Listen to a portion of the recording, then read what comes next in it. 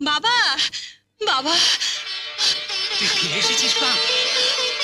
আরে কেমন করে তুই ওই লম্পটের হাত থেকে রক্ষা পেলি? যার কেউ নেই তার তো ভগবান আছেন। স্বয়ং মহারাজাই আমাকে ওই লম্পটদের হাত থেকে বাঁচিয়েছেন। মহারাজ, ভগবান তার মঙ্গল করুন। বাবা আছো? তুই ওদিকে যা মা, যা। কে ভাই তুমি? এদিকে এসো।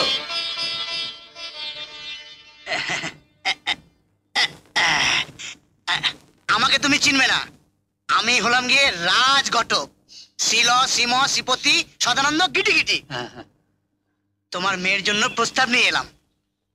বিলাসপুরের মহারাজা তোমার মেয়েকে বিয়ে করতে চান। কি বললে? মহারাজ আমার মেয়েকে বিয়ে করতে চান? তোমার মেয়েকে বিয়ে করবে না তো কি তোমার? আমি সত্যি শুনছি না স্বপ্ন দেখছি?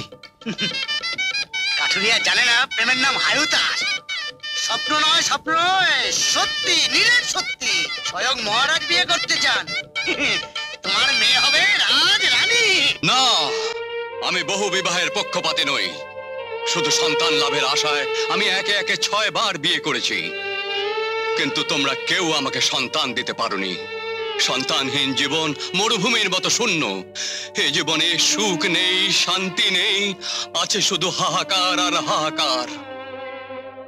আমার পিতা পিতামহের নাম কি আমাদেরই শেষ হয়ে যাবে? অপয়া আট করে অপবাদ কি আমার কপাল থেকে কখনো ঘুচবে না? না, তা হতে পারে না। তাই আমি সপ্তম ও শেষবারের মতো বিয়ে করতে যাচ্ছি। আশা করি তোমাদের কারো কোনো আপত্তি নেই। তাহলে কি বিবাহ উৎসবের আয়োজন করবো মহারাজ? না না না, রাজ্যের গরিব দুঃখী প্রজাদের মাঝে শুধু অর্থ বিলিয়ে দিন। কপাল এবার ভাঙলো। কপাল ভাঙার আগে রাজ্যটা ভেঙে দেব না? দেখি ওই রাজকুমারীর পেটে কত রাজকুমার ধরে।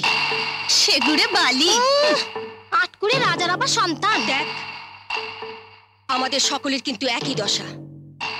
যা করবার একসঙ্গে করব, তারপর দেখব কোথাকার জল কোথায় গড়া। তুমি হয়তো অবাক হয়ে গেছো ছোট রানী। রাজা হয়ে তোমার মতো একটি গরিব ঘরের মেয়েকে কেন বিয়ে করলাম? আমি মহারাজ বটে, কিন্তু আমি বড় দুঃখী। আমার মৃত্যুর পর এই বংশে প্রদীপ দেওয়ার মতো কেউ থাকবে না। আমি নিঃসন্তান। শুধু একটি সন্তানের আশায় আমি তোমাকে বিয়ে করেছি। ভগবান যেন আপনার আশা পূরণ করেন মহারাজ। তাই যেন হয় ছোট রানী, তাই যেন হয়। মহারাজ।